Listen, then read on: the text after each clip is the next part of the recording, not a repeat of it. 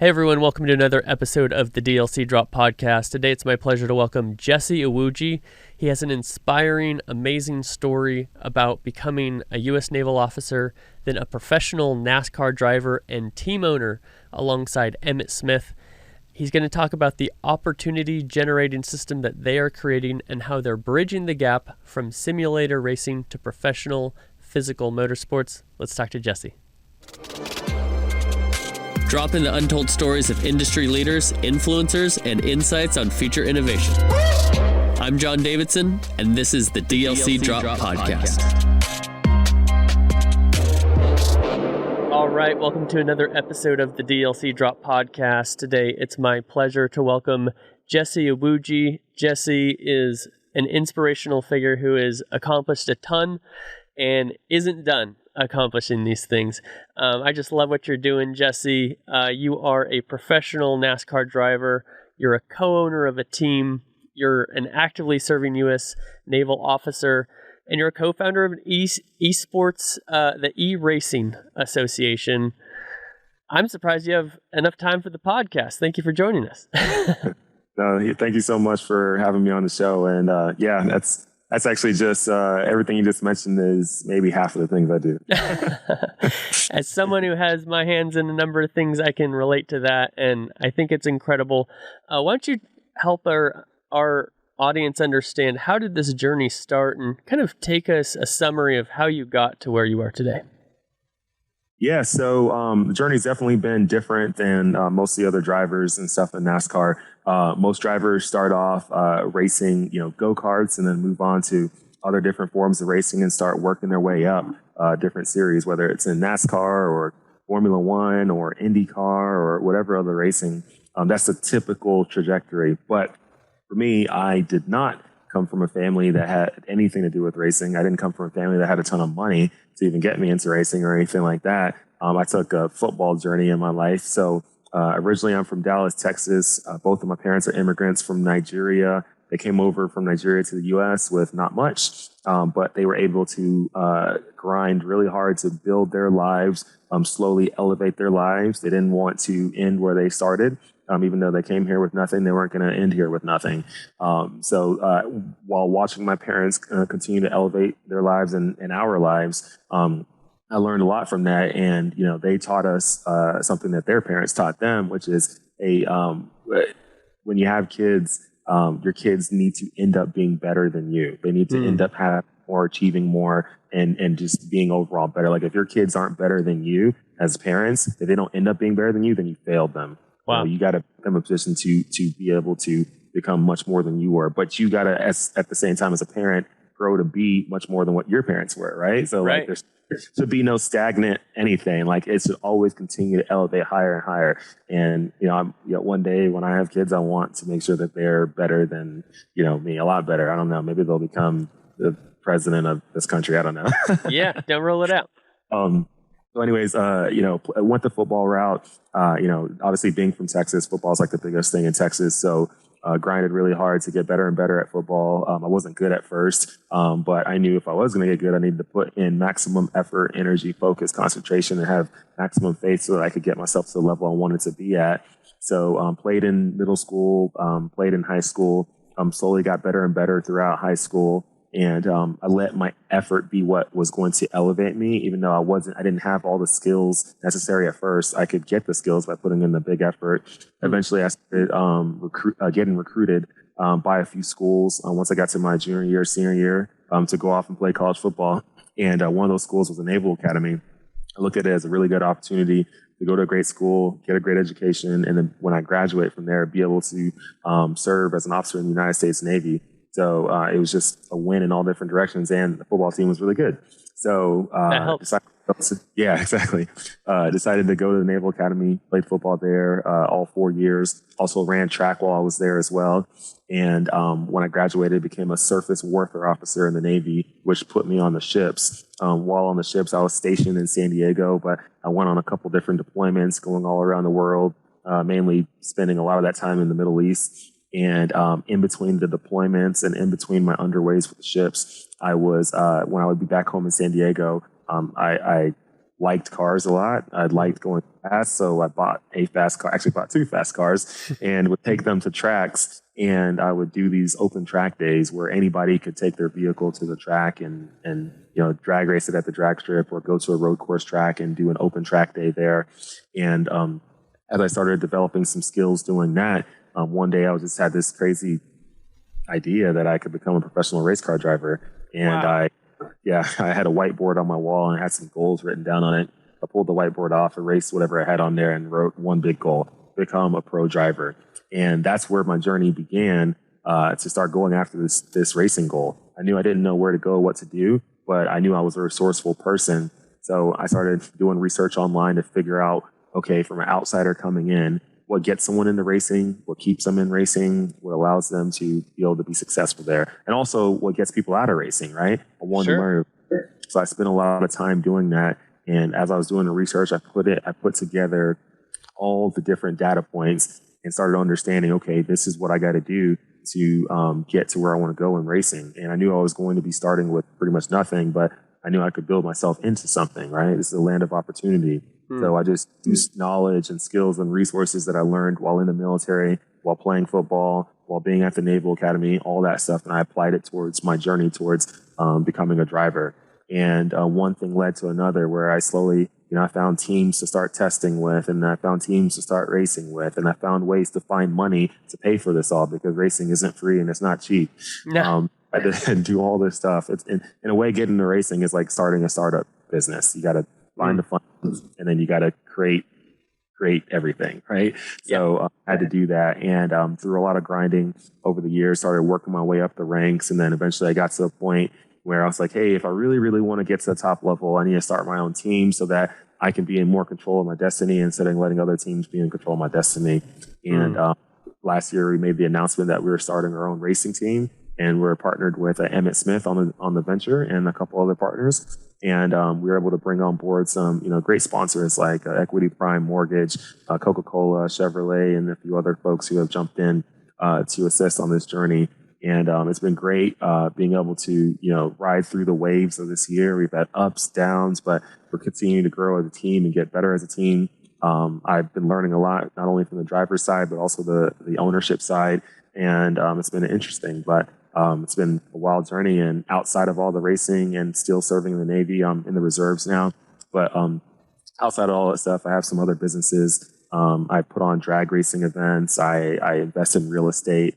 We have an esports company where we put on esports events and give away big cash prizes during these events for viewers to watch them. And then, outside of all that stuff, I have some other business ventures that I'm part of. And just continue to grind however I can to elevate life and take it to the highest levels possible. The DLC Drop podcast is sponsored by Ice Shaker.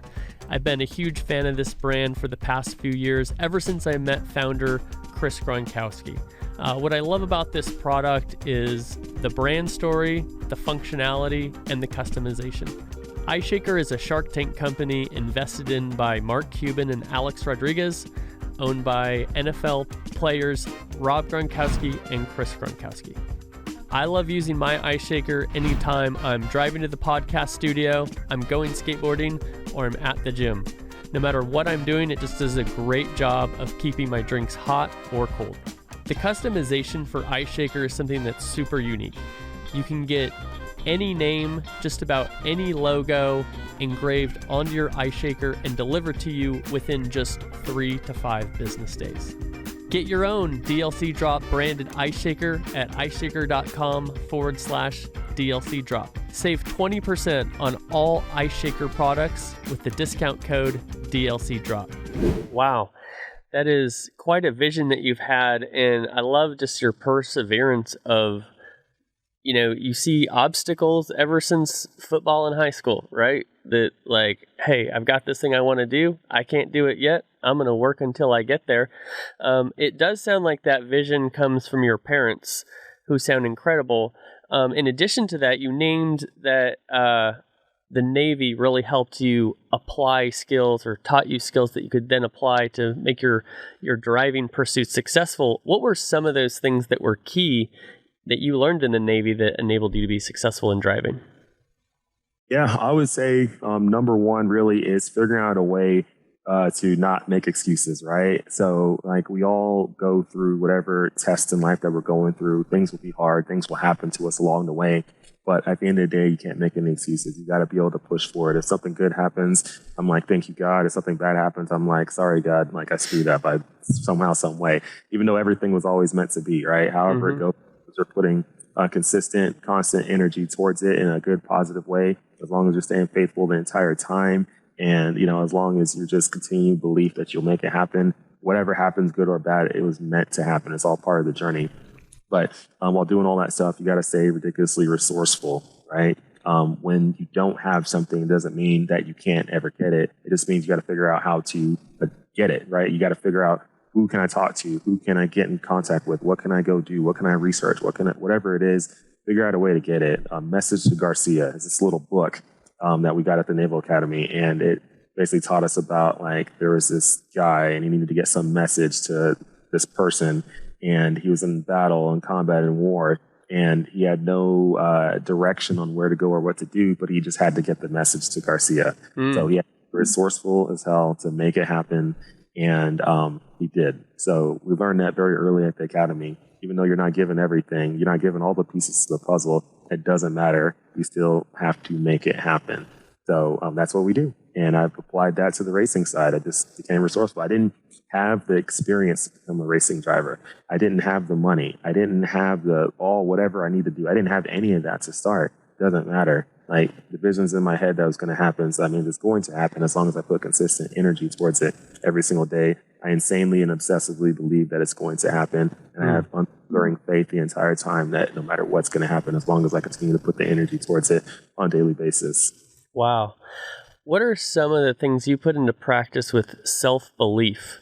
I worked with a coach in the past, and one thing we talked about, actually just the other day, as we were doing a coaching session, is positive affirmation and talking about yourself in positive ways, kind of convincing yourself to do that. Like, I am chosen, I am successful, I can do this. And it sounds funny when you say that sometimes, but when you do the opposite, it's super impactful. I'm ugly. I can't do it. I'm a failure. Right? And boy, when I say that, I even feel it. I'm like, stop saying that. But is that a tactic? Are there other things that our audience can learn from you to really push to your maximum? Yeah, it is a tactic. I wouldn't say I'm I guess I do the affirmations thing in a way. I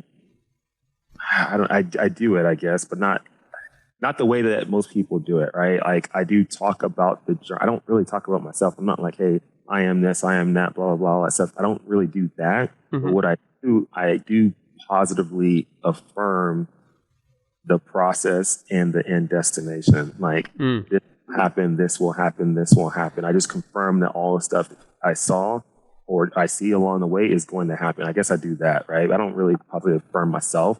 I don't tell myself like, hey, I'm the best at this, I'm the best at that, whatever. No, but I just say I will do this, and I will, no matter what, this is going to happen.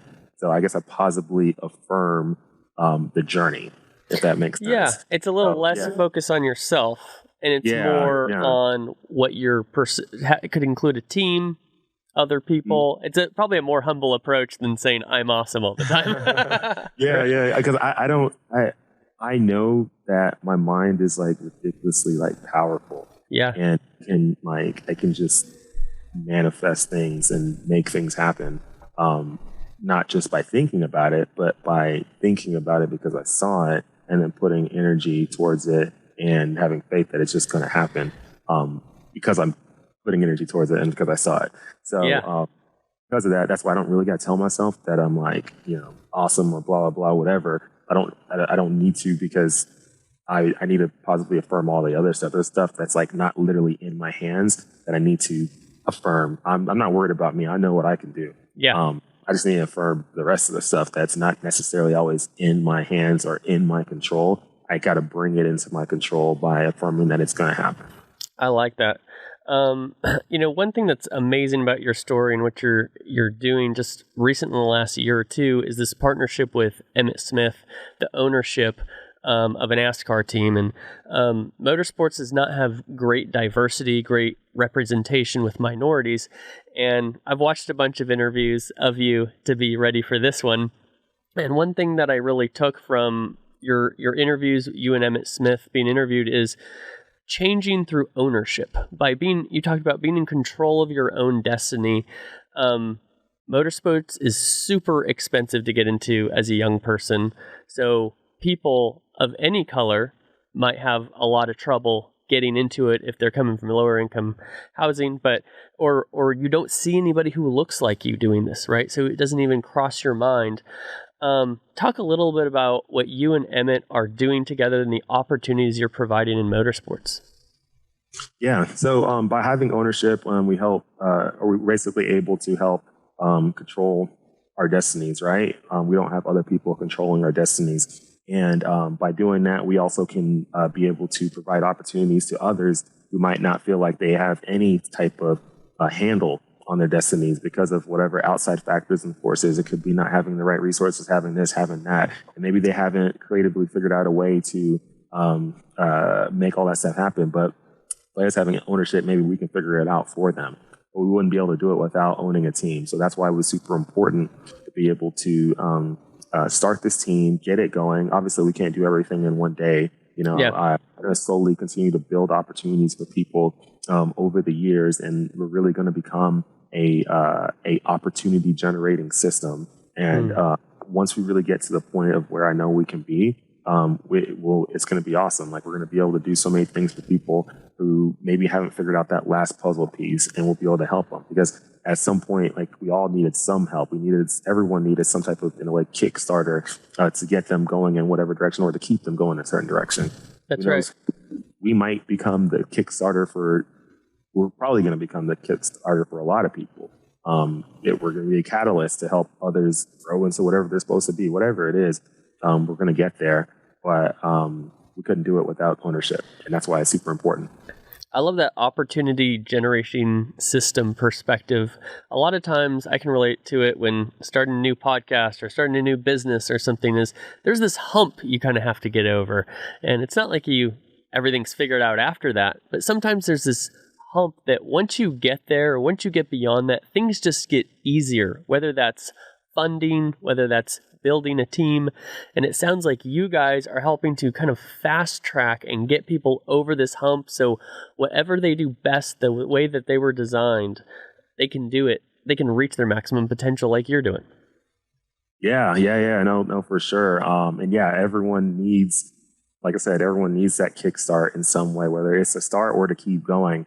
And we figured out a lot of things so far. And it's been because we've gone through all the craziness that was necessary to even get to this point. But because we've learned all this stuff, we can help impart that knowledge on other people and impart that energy and impart what we got so that we can help others achieve their goals too. Because I'm a huge believer that if you help others achieve their dreams, your dreams come true too. Absolutely. Well, another aspect that you're in touch with is esports, and that's definitely my background, the foundation of this podcast.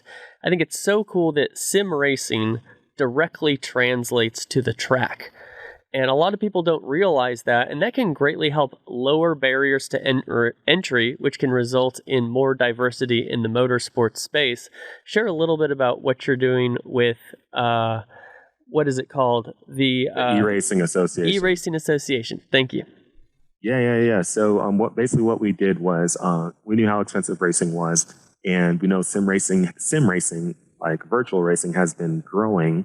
And it's been growing because it's definitely a lot cheaper than real life motorsports, but you still get the same feel, and you actually get the same feel that you can translate to a real life car. If you go play Call of Duty or I don't know, Fortnite or whatever, you can't like translate that stuff to like real life. Like, it has zero application. Right. You're exactly right. Sim racing, it does have real application. The cars feel like they do in real life. They drive and behave the same in the sim as they do in real life. So you can actually translate all those different skills that you learn in that. The racecraft, the field, tire wear, tire conservation, fuel management, setups, all that stuff. You can translate a lot of that stuff to real life, which is super helpful. There's really not many other things that can do that. If I go play NBA 2K2, or not 2K2, that's like 2002, 2K22. There we go. That's not going to translate to real life basketball. If I'm really good on there, it doesn't mean I'm going to be able to be like LeBron James, right? Right. So what we did was we created the eRacing Association to give people the opportunity to race from home and feel like a professional, make money like a professional, and compete against some of the best people around, not only the U.S., but around the world. And we started off with our first platform doing it was iRacing, which is probably the realistic simulator out there. And then we added on different other platforms to put on events as well each quarter, Gran Turismo and Mario Kart. Nice. We added the Mario Kart side because we knew there's kids out there who are, love cars, love karts, love racing, all that stuff, and they're on Mario Kart. Well, let's give them an opportunity to compete too. Maybe they don't got the money or resources right now to get a full-on simulator and do that, but they can get a little Nintendo Switch and play Mario Kart and compete against other kids and adults around the world. So we created that side of it too, so we can have a ladder system where you can go from Mario Kart to Gran Turismo to iRacing, or you can go from iRacing to Mario Kart if you want. Whatever it is, we just want something that can reach the masses. And we've been steadily putting on these events. We have an event pretty much each month, different platforms we do each month. So one month will be Mario Kart, the next month will be Gran Turismo, the next month will be iRacing, then back to Mario Kart, and so on. So we do that throughout the year, and it's been great. And we've been giving away a lot of money. Our biggest prize pool is $5,000. Nice. Hopefully, we'll get one day to a point where we can, give away $100,000 for a sim racing tournament. So that would be super cool. But couldn't do it without starting this league, and we've been able to really push this thing and do live broadcasts on social media and all that stuff, and it's been great. How do people get involved if they want to enter one of these events? If they want to enter, they can just head to our website, www.eragaming.gg. That's www.eragaming.gg. And they can head to the website, they can register for the events on there, and they can read all the information on what we have going on, and join the fun. I love that. Me and my 7-year-old son recently started racing Mario Kart together, and it's currently one of our favorite games. So we might see you on one of those events. I don't think I'm winning, but I might be competing. The kids on there that play are like so good. Yeah, digital natives. It is crazy. We thought putting on Mario Kart event will just be all like fun and games. I had no clue how good these people are at these games. They are like really, really good at they know these crazy tricks. It's just like that's insane. Did you discover sim racing before your open track racing or afterwards? I would did these open track days with my Corvette. Would do these track days like once or twice a month. I did that 2013, 2014, and then I discovered sim racing going into 2015. And how did that change what you were doing in an actual car once you got into sim racing? Yeah, the sim racing side helped a lot. I started learning a lot more tracks. I started learning a lot more racecraft skills, and I started being able to do it a lot more without worrying about the heavy costs of getting in a real car on track. Even with my open track days, they weren't like crazy expensive, but you still got to account for getting tires and oil changes and brake fluid changes and brake rotors and brake pads and whatever else you had to replace that would either break or wear down after X amount of track days. So jumping on the sim, I can be on there 100 hours a week, and the only thing that you're using is electricity. Yeah. What is the biggest difference from those open track days to now when you're actually racing in NASCAR races? I would say the biggest jump from that is really, feeling the G-forces, understanding that now you're in a real life environment where if you do make a mistake and crash, it costs more money. That's some of the biggest things out there. And also the competition is just really, really good. And your body just does things different in a real life car than it does on a sim. The sim will help you get to a certain point, but nothing really fully replaces real life racing. That's interesting. How has interaction with Emmitt Smith, now that you've gotten to know him, did you know him before your deal began to come to fruition as, say, a youth, or did you meet him closer to your deal coming together with your motorsports team? I met him closer to, actually, I met him really in 2020. And then that's when we started talking more. And then eventually we led towards figuring out this deal to, have him be a co-owner on the team.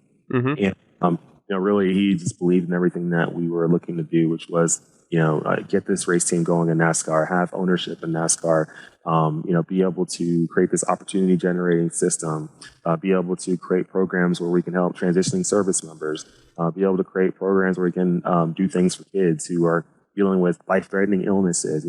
There's different foundations we're partnered with to bring a lot of goodness to them too as well. And all these different things we could do, diversified motorsports, all this stuff, he was all on board on. So it didn't take a lot of convincing to make this happen. I think he was on board and everything he stands for, since he played football, he's been able to, build his entrepreneurship life. He invests in a lot of real estate, has different programs and companies he's part of. And, he's been able to really kind of build a great life since then. And it was just great having someone like him on board to help really blow this thing up even bigger. Yeah, it sounds like a perfect partnership. If I'm a young person without a lot of money, with an interest in motorsports, and I'm listening to this episode, how can I get involved and get into that opportunity generating system? Yeah. So first thing I would highly suggest for anybody looking to get into motorsports, maybe doesn't have a lot of money, is do what you can to save up some money and get a simulator first. Mm-hmm. Put a lot of training on there. And then I guess figure out your way into at least into our opportunity generating system really is, one, you got to be a grinder, right? You got to be someone who's willing to go take the hard jobs, do the tough things, and work your way up, right? Like we're still a small team. We're still building it. We're in year one. We're not even done with year one. We're like halfway through year one. All hands on deck, startup mode, right? Yeah, we're in startup mode. So Mm-hmm. I wish we could hire the world, but we can't hire everybody. You only have so much money, right? So, figuring out, just continuing to figure out a way, network, and be present. That helps. People should go out. If you're looking to elevate your life and go from nothing to something, you got to be willing to do the hard things. Like, when I was in my first year trying to get into racing, I would go to as many tracks as I could, as many NASCAR races as I could, as many other, bigger racing series as I could, figure out a way to get into the pits and go meet people. I spend my own money to get there, spend my own money to do whatever I had to do. And that's what you got to do. If I would go help teams out, do different things, never ask for any pay, any money, anything like that. You gotta go do the hard stuff, right? But that's putting skin in the game, because when you put that skin in the game will put it back into you. So be willing to do the hard things. Be willing to work outside of your normal hours. Be willing to, put in a lot of time, a lot of energy when you're trying to elevate your life. And once again, like you mentioned, starting from like nothing, where you don't have much, you gotta be willing to put it all in. You gotta, if you gotta go work the normal job, and then in the after hours, you're spending the next 6 hours of your day or night, working on accomplishing the goals and dreams. That's what you have to do. We all start from a different place in life. Some people start more blessed and they got more money and more resources, whatever. So maybe life isn't as hard for them to get to the next level. But there's other people who start literally on the streets. And if you got to start there, that's where you're starting. But just know the journey is going to be steep going from there, but it's not impossible. So really kind of got to take that and go, because everyone starts, like, I can't give a definite path on where someone needs to go to get to where we're at. But there is a way if you're willing to put in the time. So what does it take? Everything. How long does it take? As long as you need it to take. How many reps you got to take? As many as you can. There is no there's no number. Yeah, there's no limit to what you can do when you put in the work and you treat people right? I mean, I think if I was listening to this episode, I would look up your schedule, and when a NASCAR race is coming anywhere within driving distance of where I'm at, find a way to get in those pits, meet you, meet Emmett, and say, put me to work. I will do anything you need me to do. Exactly. There you go. That is it. All right. Good. Well, thank you so much for joining me today. I love your story. You're inspiring me. I love the opportunity to inspire our listeners. What are the different ways that people can follow you and follow the things you're associated with in the ways that you would like them to? They can head on social media. We're on all the channels. Look up Jesse Iwuji or Jesse Iwuji Motorsports. If you can't spell my name, just go on Google and type in Navy NASCAR driver, and you'll see my name. And then you can type that in. All the social media channels follow there. You can go to our website, jesseiwujimotorsports.com. There's follow us and send messages. We're all on there. We answer, or at least I answer everything. And Emmett's super busy, so Emmett's not answering. I could tell you, I hit you up on LinkedIn after someone suggested we connect, and I was shocked with how fast you got back to me, and just thrilled that you're here. So I can attest personally, he does answer the messages, folks. Yeah, no. I mean, LinkedIn, that's probably the worst on LinkedIn. Whoops. That's the slowest one. I'm the slowest one on LinkedIn. Or that's the slowest platform I am on because I get way too many spam on there. But I do answer stuff, though. Yeah. Awesome. Well, thank you so much for the time today. Really appreciate what you're doing. Glad to help support you, and can't wait to see all that you're going to accomplish, even more than you have so far. Thank you so much for having me. Our pleasure. Thank you for listening to the DLC Drop Podcast. This podcast is part of the Esports Futuri Podcast Network and produced by Innovation Media Enterprises. Make sure you subscribe on your favorite podcast channel and leave us a review.